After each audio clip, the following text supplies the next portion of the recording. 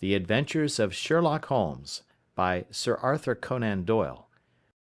Adventure 5. The 5 Orange Pips. When I glance over my notes and records of the Sherlock Holmes cases between the years '82 and '90, I am faced by so many which present strange and interesting features that it is no easy matter to know which to choose and which to leave.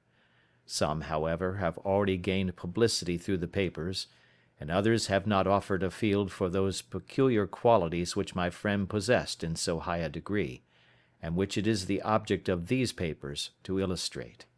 Some, too, have baffled his analytical skill, and would be, as narratives, beginnings without an ending, while others have been but partially cleared up, and have their explanations founded rather upon conjecture and surmise than on the absolute logical proof which was so dear to him.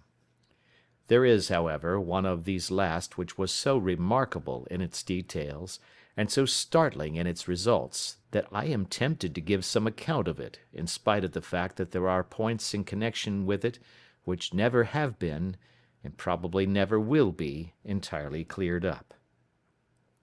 The year '87 furnished us with a long series of cases of greater or less interest, of which I retain the records. Among my headings under this one 12 months, I find an account of the adventure of the Paradol Chamber, of the Amateur Mendicant Society, who held a luxurious club in the lower vault of a furniture warehouse; of the facts connected with the loss of the British bark Sophie Anderson; of the singular adventures of the Grice Pattersons in the island of Uffa; and finally of the Camberwell poisoning case. In the latter, as may be remembered, Sherlock Holmes was able, by winding up the dead man's watch, to prove that it had been wound up 2 hours before, and that therefore the deceased had gone to bed within that time, a deduction which was of the greatest importance in clearing up the case. All these I may sketch out at some future date, but none of them present such singular features as the strange train of circumstances which I have now taken up my pen to describe. It was in the latter days of September, and the equinoctial gales had set in with exceptional violence. All day the wind had screamed and the rain had beaten against the windows, so that even here, in the heart of great, hand-made London, we were forced to raise our minds for the instant from the routine of life and to recognize the presence of those great elemental forces which shriek at mankind through the bars of his civilization, like untamed beasts in a cage. As evening drew in, the storm grew higher and louder, and the wind cried and sobbed like a child in the chimney. Sherlock Holmes sat moodily at one side of the fireplace, cross-indexing his records of crime, while I at the other was deep in one of Clark Russell's fine sea stories, until the howl of the gale from without seemed to blend with the text, and the splash of the rain to lengthen out into the long swash of the sea waves. My wife was on a visit to her mother's, and for a few days I was a dweller once more in my old quarters at Baker Street. "Why," said I, glancing up at my companion, "that was surely the bell. Who could come tonight? Some friend of yours, perhaps?" "Except yourself, I have none," he answered. "I do not encourage visitors." "A client, then?" "If so, it is a serious case. Nothing less would bring a man out on such a day and at such an hour. But I take it that it is more likely to be some crony of the landlady's." Sherlock Holmes was wrong in his conjecture, however, for there came a step in the passage and a tapping at the door. He stretched out his long arm to turn the lamp away from himself and towards the vacant chair upon which a newcomer must sit. "Come in," said he. The man who entered was young, some 22 at the outside, well groomed and trimly clad, with something of refinement and delicacy in his bearing.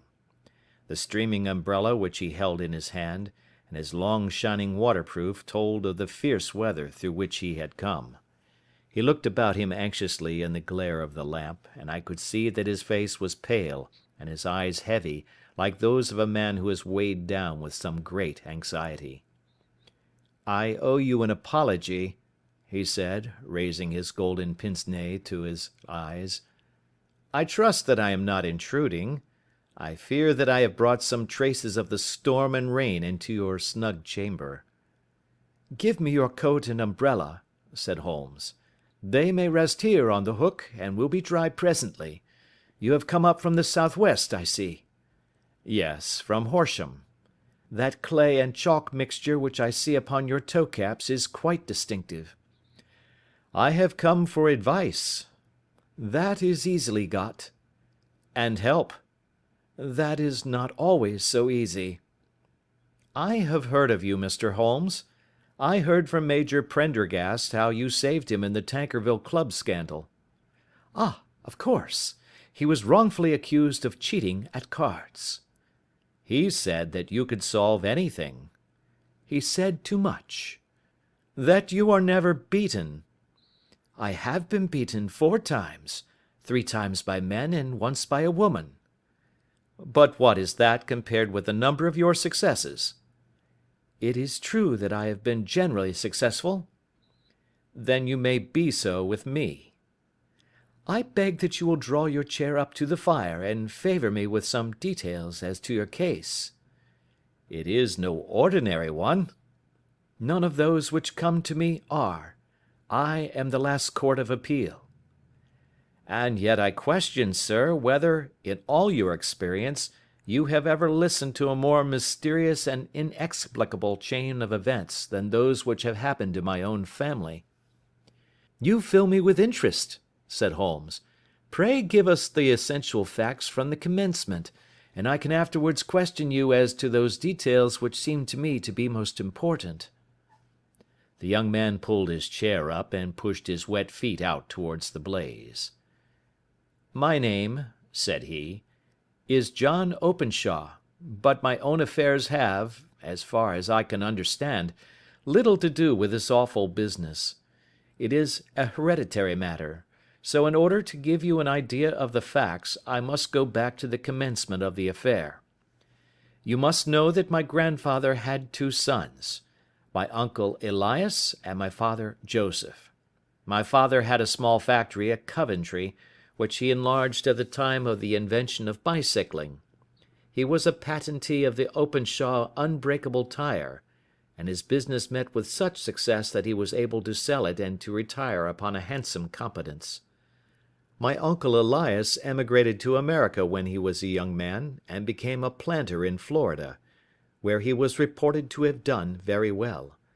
At the time of the war he fought in Jackson's army, and afterwards under Hood, where he rose to be a colonel. When Lee laid down his arms, my uncle returned to his plantation, where he remained for 3 or 4 years. About 1869 or 1870, he came back to Europe and took a small estate in Sussex, near Horsham. He had made a very considerable fortune in the States, and his reason for leaving them was his aversion to the negroes, and his dislike of the Republican policy in extending the franchise to them.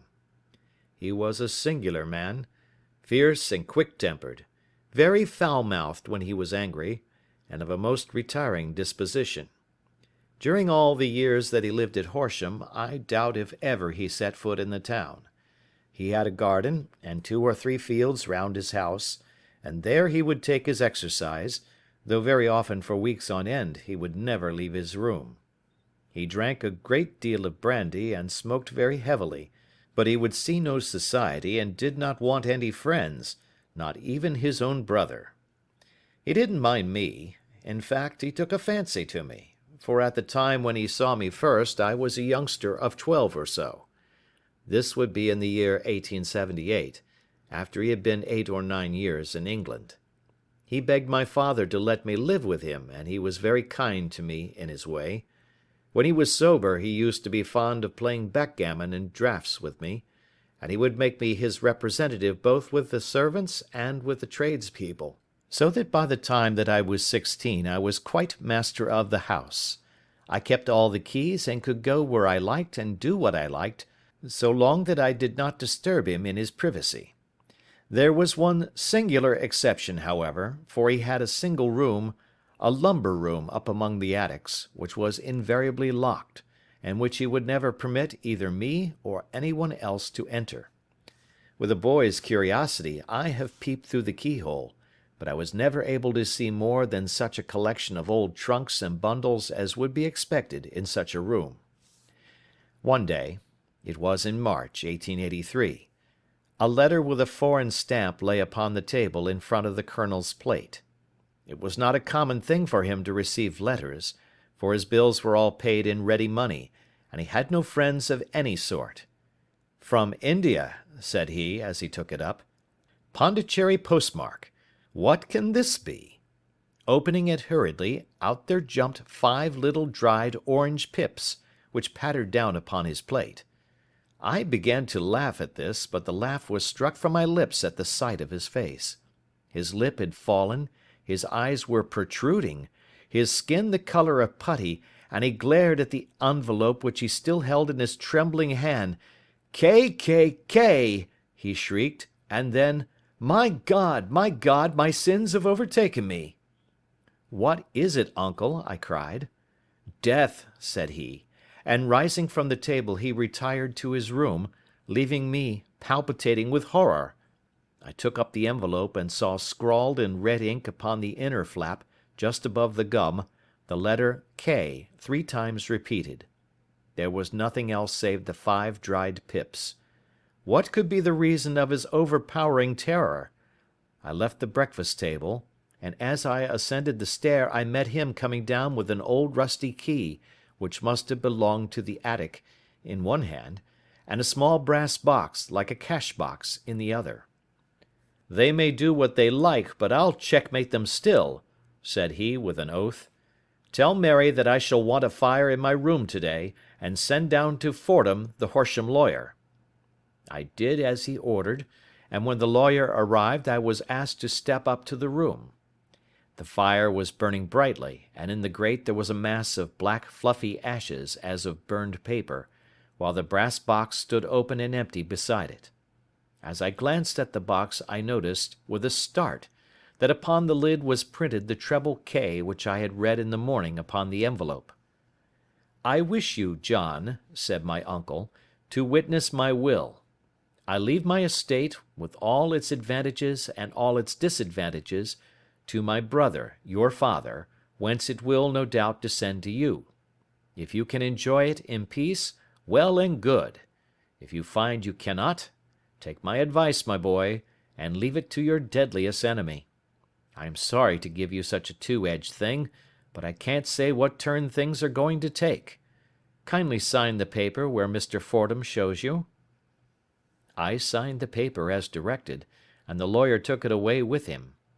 The singular incident made, as you may think, the deepest impression upon me, and I pondered over it and turned it every way in my mind without being able to make anything of it. Yet I could not shake off the vague feeling of dread which it left behind, though the sensation grew less keen as the weeks passed and nothing happened to disturb the usual routine of our lives. I could see a change in my uncle, however.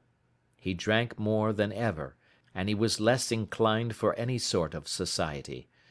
Most of his time he would spend in his room, with the door locked upon the inside, but sometimes he would emerge in a sort of drunken frenzy, and would burst out of the house and tear about the garden with a revolver in his hand, screaming out that he was afraid of no man, and that he was not to be cooped up, like a sheep in a pen, by man or devil.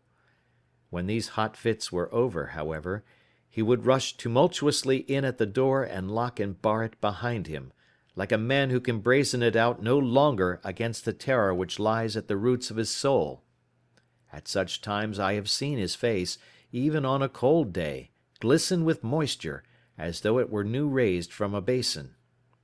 Well, to come to an end of the matter, Mr. Holmes, and not to abuse your patience, there came a night when he made one of those drunken sallies from which he never came back. We found him, when we went to search for him, face downward in a little green-scummed pool, which lay at the foot of the garden. There was no sign of any violence, and the water was but 2 feet deep, so that the jury, having regard to his known eccentricity, brought in a verdict of suicide. But I, who knew how he winced from the very thought of death, had much ado to persuade myself that he had gone out of his way to meet it. The matter passed, however, and my father entered into possession of the estate and of some £14,000 which lay to his credit at the bank. "One moment," Holmes interposed. "Your statement is, I foresee, one of the most remarkable to which I have ever listened. Let me have the date of the reception by your uncle of the letter, and the date of his supposed suicide." The letter arrived on March 10, 1883. His death was 7 weeks later, upon the night of May 2nd. "Thank you. Pray proceed." When my father took over the Horsham property, he, at my request, made a careful examination of the attic, which had been always locked up.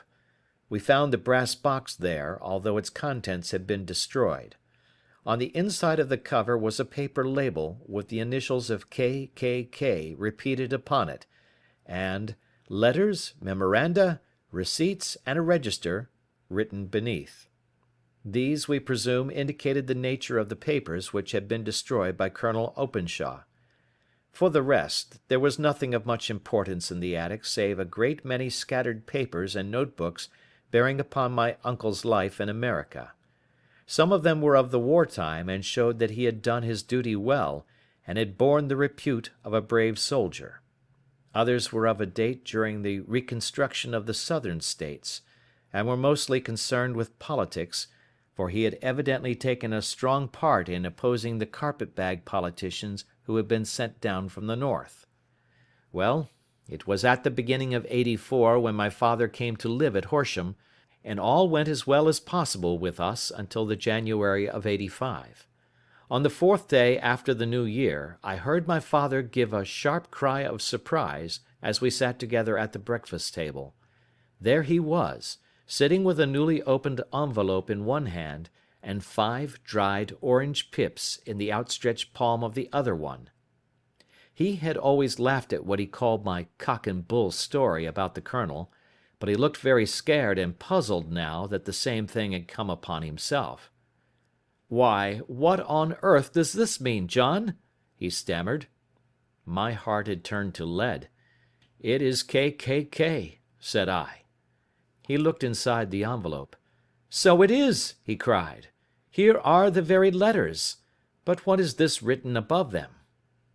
"Put the papers on the sundial," I read, peeping over his shoulder.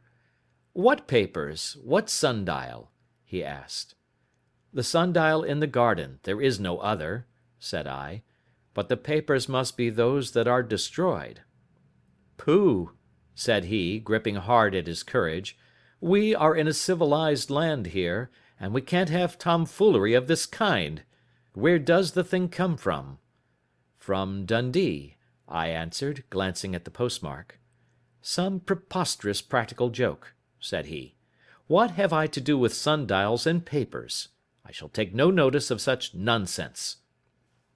"I should certainly speak to the police," I said. "And to be laughed at for my pains. Nothing of the sort." "Then let me do so?" "No, I forbid you. I won't have a fuss made about such nonsense."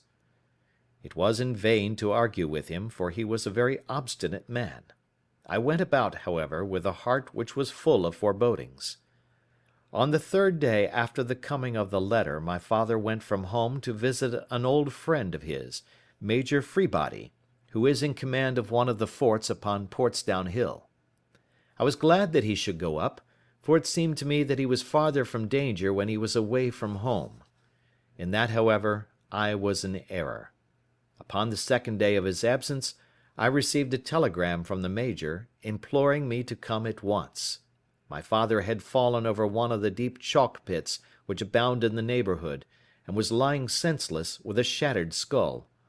I hurried to him, but he passed away without having ever recovered his consciousness.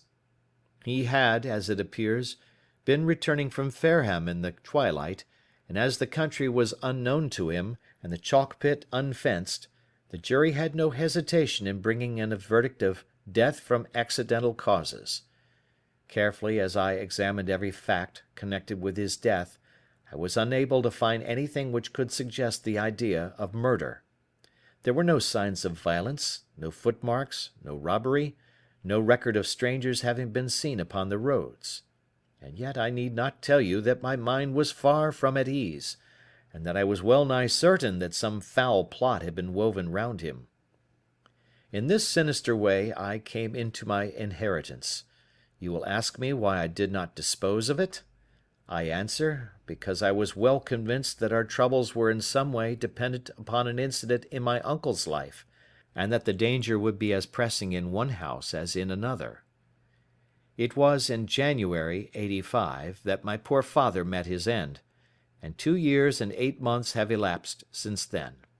During that time I have lived happily at Horsham, and I had begun to hope that his curse had passed away from the family, and that it had ended with the last generation. I had begun to take comfort too soon, however. Yesterday morning the blow fell in the very shape in which it had come upon my father. The young man took from his waistcoat a crumpled envelope, and turning to the table he shook out upon it 5 little dried orange pips. "This is the envelope," he continued. "The postmark is London, Eastern Division. Within are the very words which were upon my father's last message, K, K, K, and then, 'Put the papers on the sundial.'" "What have you done?" asked Holmes. "Nothing." "Nothing?" "To tell the truth," he sank his face into his thin white hands, "I have felt helpless. I have felt like one of those poor rabbits when the snake is writhing towards it. I seem to be in the grasp of some resistless, inexorable evil, which no foresight and no precautions can guard against." "Tut, tut!" cried Sherlock Holmes. "You must act, man, or you are lost. Nothing but energy can save you. This is no time for despair." "I have seen the police." "Ah! But they listened to my story with a smile. I am convinced that the inspector has formed the opinion that the letters are all practical jokes, and that the deaths of my relations were really accidents, as the jury stated, and were not to be connected with the warnings." Holmes shook his clenched hands in the air. "Incredible imbecility!" he cried. "They have, however, allowed me a policeman, who may remain in the house with me." "Has he come with you tonight?" "No, his orders were to stay in the house." Again Holmes raved in the air. "Why did you come to me?" he cried. "And, above all, why did you not come at once?" "I did not know. It was only today that I spoke to Major Prendergast about my troubles, and was advised by him to come to you." "It is really 2 days since you had the letter. We should have acted before this. You have no further evidence, I suppose, than that which you have placed before us? No suggestive detail which might help us?" "There is one thing," said John Openshaw. He rummaged in his coat pocket, and drawing out a piece of discoloured blue-tinted paper, he laid it out upon the table. "I have some remembrance," said he, "that on the day when my uncle burned the papers I observed that the small unburned margins which lay amid the ashes were of this particular colour. I found this single sheet upon the floor of his room, and I am inclined to think that it may be one of the papers which has, perhaps, fluttered out from among the others, and in that way has escaped destruction. Beyond the mention of pips, I do not see that it helps us much. I think myself that it is a page from some private diary. The writing is undoubtedly my uncle's." Holmes moved the lamp, and we both bent over the sheet of paper, which showed by its ragged edge that it had indeed been torn from a book. It was headed March, 1869, and beneath were the following enigmatical notices: 4th. Hudson came. Same old platform. 7th. Set the pips on McCauley, Paramore, and John Swain of St. Augustine. 9th. McCauley cleared. 10th. John Swain cleared. 12th. Visited Paramore. All well. "Thank you," said Holmes, folding up the paper and returning it to our visitor. "And now you must on no account lose another instant. We cannot spare time even to discuss what you have told me. You must get home instantly and act. What shall I do? There is but one thing to do. It must be done at once. You must put this piece of paper which you have shown us into the brass box which you have described.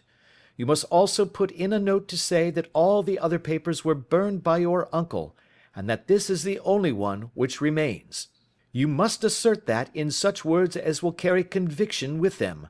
Having done this, you must at once put the box out upon the sundial as directed. Do you understand? Entirely. Do not think of revenge or anything of the sort at present. I think that we may gain that by means of the law, but we have our web to weave, while theirs is already woven. The first consideration is to remove the pressing danger which threatens you. The second is to clear up the mystery and to punish the guilty parties. I thank you, said the young man, rising and pulling on his overcoat. You have given me fresh life and hope. I shall certainly do as you advise. Do not lose an instant, and, above all, take care of yourself in the meanwhile, for I do not think that there can be a doubt that you are threatened by a very real and imminent danger. How do you go back? By train from Waterloo. It is not yet 9. The streets will be crowded, so I trust that you may be in safety, and yet you cannot guard yourself too closely. I am armed. That is well. Tomorrow I shall set to work upon your case. I shall see you at Horsham, then? No, your secret lies in London. It is there that I shall seek it.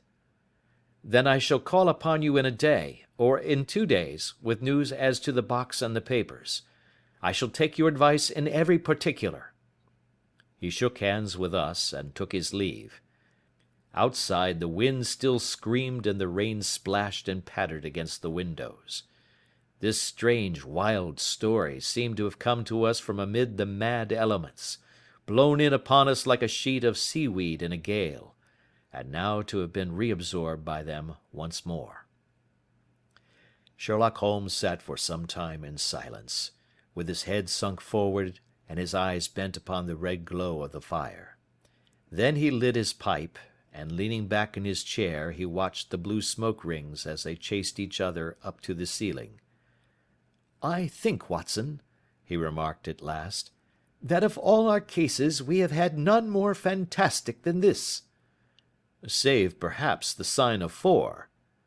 "Well, yes, save, perhaps, that. And yet this John Openshaw seems to me to be walking amid even greater perils than did the Sholtos."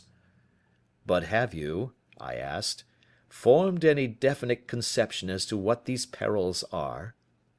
"There can be no question as to their nature," he answered. "Then what are they? Who is this K., and why does he pursue this unhappy family?" Sherlock Holmes closed his eyes and placed his elbows upon the arms of his chair, with his fingertips together. "The ideal reasoner," he remarked, "would, when he had once been shown a single fact in all its bearings, deduce from it not only all the chain of events which led up to it, but also all the results which would follow from it. As Cuvier could correctly describe a whole animal by the contemplation of a single bone, so the observer who has thoroughly understood one link in a series of incidents should be able to accurately state all the other ones, both before and after. We have not yet grasped the results which the reason alone can attain to. Problems may be solved in the study which have baffled all those who have sought a solution by the aid of their senses. To carry the art, however, to its highest pitch, it is necessary that the reasoner should be able to utilize all the facts which have come to his knowledge. And this in itself implies, as you will readily see, a possession of all knowledge, which, even in these days of free education and encyclopedias, is a somewhat rare accomplishment. It is not so impossible, however, that a man should possess all knowledge which is likely to be useful to him in his work, and this I have endeavoured in my case to do. If I remember rightly, you on one occasion, in the early days of our friendship, defined my limits in a very precise fashion." "Yes," I answered, laughing. "It was a singular document. Philosophy, astronomy, and politics were marked at 0, I remember. Botany variable, geology profound as regards the mud stains from any region within 50 miles of town, chemistry eccentric, anatomy unsystematic, sensational literature and crime records unique, violin player, boxer, swordsman, lawyer, and self-poisoner by cocaine and tobacco. Those, I think, were the main points of my analysis." Holmes grinned at the last item. "Well," he said, "I say now, as I said then, that a man should keep his little brain attic stocked with all the furniture that he is likely to use, and the rest he can put away in the lumber room of his library, where he can get it if he wants it. Now, for such a case as the one which has been submitted to us tonight, we need certainly to muster all our resources. Kindly hand me down the letter K of the American Encyclopedia which stands upon the shelf beside you. Thank you. Now let us consider the situation, and see what may be deduced from it. In the first place, we may start with a strong presumption that Colonel Openshaw had some very strong reason for leaving America. Men at his time of life do not change all their habits and exchange willingly the charming climate of Florida for the lonely life of an English provincial town. His extreme love of solitude in England suggests the idea that he was in fear of someone or something, so we may assume as a working hypothesis that it was fear of someone or something which drove him from America. As to what it was he feared, we can only deduce that by considering the formidable letters which were received by himself and his successors. Did you remark the postmarks of these letters? The first was from Pondicherry, the second from Dundee, and the third from London. From East London. What do you deduce from that? They are all seaports, that the writer was on board of a ship. Excellent. We have already a clue. There can be no doubt that the probability, the strong probability, is that the writer was on board of a ship. And now let us consider another point. In the case of Pondicherry, 7 weeks elapsed between the threat and its fulfilment. In Dundee it was only some 3 or 4 days. Does that suggest anything? A greater distance to travel. But the letter had also a greater distance to come. Then I do not see the point. There is at least a presumption that the vessel in which the man or men are is a sailing ship. It looks as if they always send their singular warning or token before them when starting upon their mission. You see how quickly the deed followed the sign when it came from Dundee. If they had come from Pondicherry in a steamer, they would have arrived almost as soon as their letter. But, as a matter of fact, 7 weeks elapsed. I think that those 7 weeks represented the difference between the mail boat which brought the letter and the sailing vessel which brought the writer. It is possible. More than that, it is probable. And now you see the deadly urgency of this new case, and why I urged young Openshaw to caution. The blow has always fallen at the end of the time which it would take the senders to travel the distance. But this one comes from London, and therefore we cannot count upon delay. Good God! I cried. What can it mean, this relentless persecution? The papers which Openshaw carried are obviously of vital importance to the person or persons in the sailing ship. I think that it is quite clear that there must be more than one of them. A single man could not have carried out 2 deaths in such a way as to deceive a coroner's jury. There must have been several in it, and they must have been men of resource and determination. Their papers they mean to have, be the holder of them who it may. In this way you see KKK ceases to be the initials of an individual and becomes the badge of a society. But of what society? Have you never, said Sherlock Holmes, bending forward and sinking his voice, have you never heard of the Ku Klux Klan? I never have. Holmes turned over the leaves of the book upon his knee. "Here it is," said he presently. "Ku Klux Klan, a name derived from the fanciful resemblance to the sound produced by cocking a rifle. This terrible secret society was formed by some ex-Confederate soldiers in the Southern States after the Civil War, and it rapidly formed local branches in different parts of the country, notably in Tennessee, Louisiana, the Carolinas, Georgia, and Florida. Its power was used for political purposes, principally for the terrorizing of the Negro voters and the murdering and driving from the country of those who were opposed to its views. Its outrages were usually preceded by a warning sent to the marked man in some fantastic but generally recognized shape, a sprig of oak leaves in some parts, melon seeds or orange pips in others. On receiving this, the victim might either openly abjure his former ways, or might fly from the country. If he braved the matter out, death would unfailingly come upon him, and usually in some strange and unforeseen manner. So perfect was the organization of the society, and so systematic its methods, that there is hardly a case upon record where any man succeeded in braving it with impunity, or in which any of its outrages were traced home to the perpetrators. For some years the organization flourished in spite of the efforts of the United States government and of the better classes of the community in the South. Eventually, in the year 1869, the movement rather suddenly collapsed, although there have been sporadic outbreaks of the same sort since that date. "You will observe," said Holmes, laying down the volume, "that the sudden breaking up of the society was coincident with the disappearance of Openshaw from America with their papers. It may well have been cause and effect. It is no wonder that he and his family have some of the more implacable spirits upon their track. You can understand that this register and diary may implicate some of the first men in the South, and that there may be many who will not sleep easy at night until it is recovered. Then the page we have seen is such as we might expect. It ran, if I remember right, sent the pips to A, B, and C. That is, sent the society's warning to them. Then there are successive entries that A and B cleared, or left the country, and finally that C was visited, with, I fear, a sinister result for C.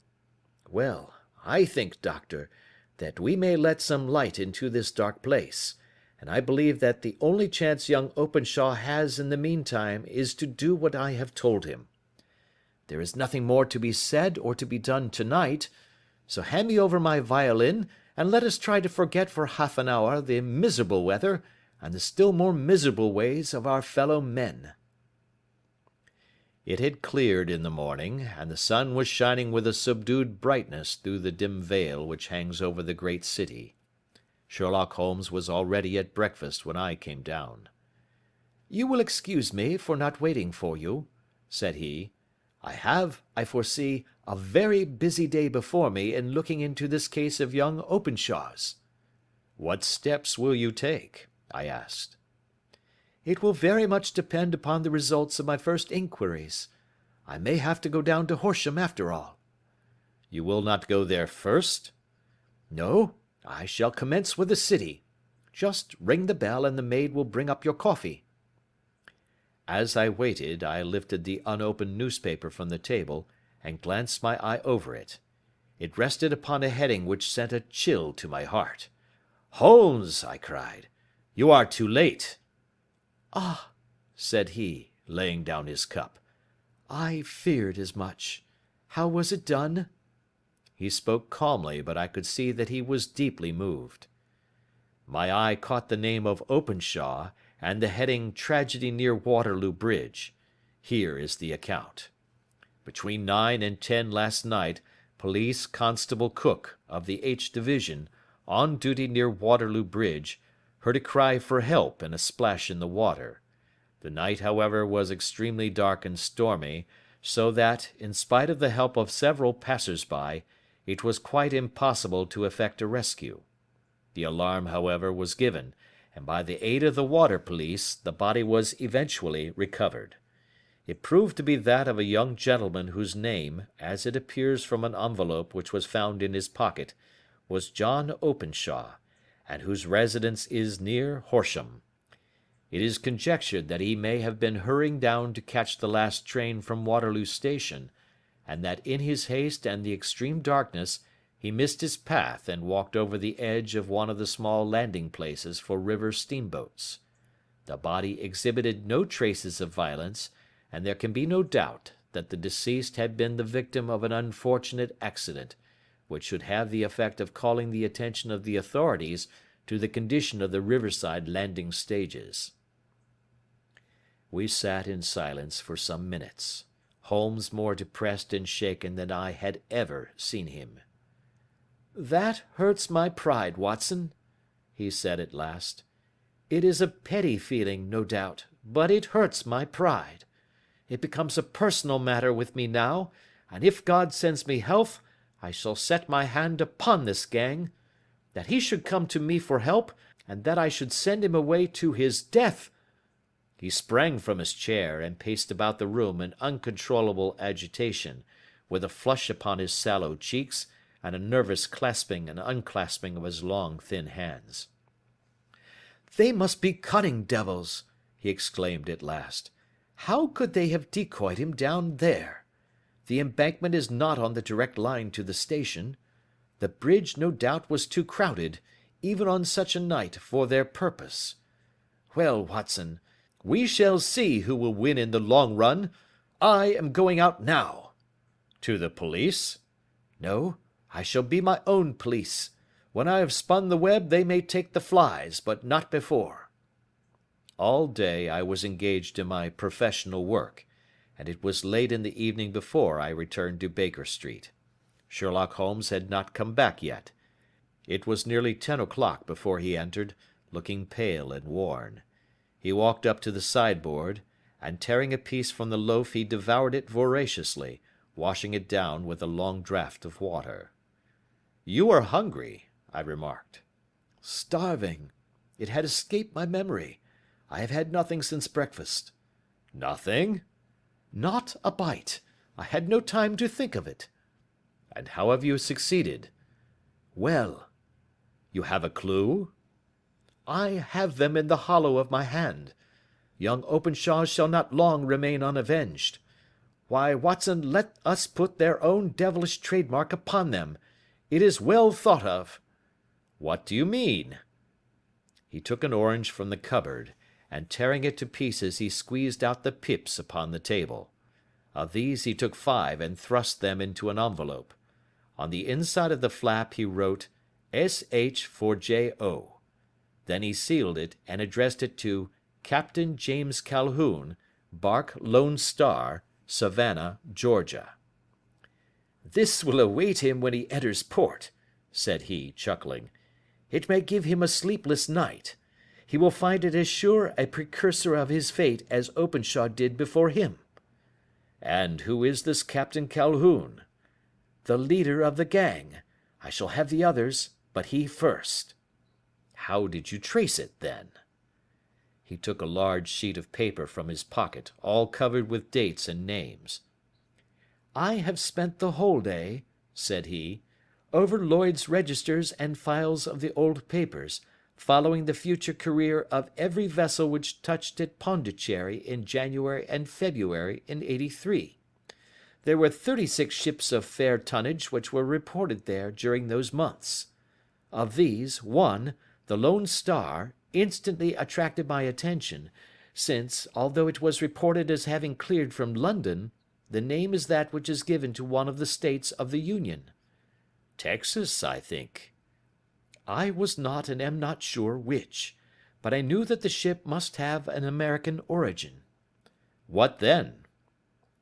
"I searched the Dundee records, and when I found that the bark Lone Star was there in January '85, my suspicion became a certainty. I then inquired as to the vessels which lay at present in the port of London."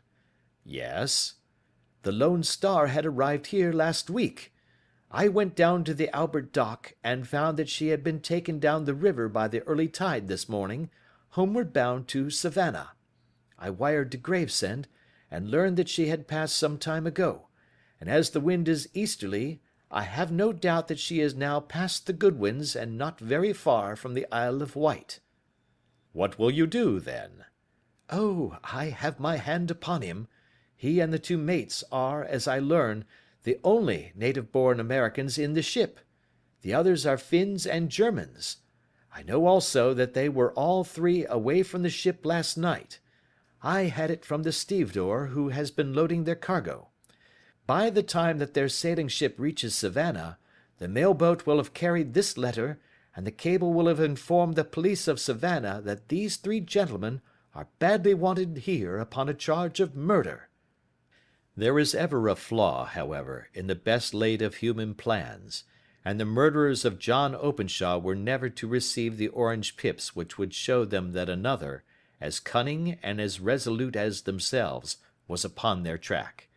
Very long and very severe were the equinoctial gales that year.